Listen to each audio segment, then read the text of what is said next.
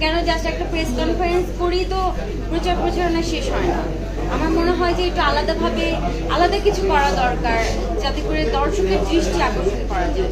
এমনভাবে প্রচার করা দরকার যাতে দর্শক আগ্রহ হয় যে এই ছবিটা আমি হলে গিয়ে দেখব, এরকম আগ্রহ সৃষ্টি করা।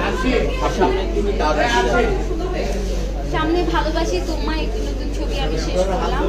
এছাড়া যাযাবর একটি ছবি রানিং আমার শুটিং চলছে এই তো। আর ব্যাচেলার ইন ক্রিকেট গান টান বাকি, এগুলো গানের শুটিংয়ে যাবো এখন। আর এছাড়া ডাবিং চলছে, তারপর নতুন প্রজেক্ট নিয়ে আলোচনা চলছে, মিটিং চলছে। আপু, গেল 2 বছরে আমরা সেই কমিটি নির্বাচনে দেখলাম যে একটি দ্বন্দ্ব চলতেছিল।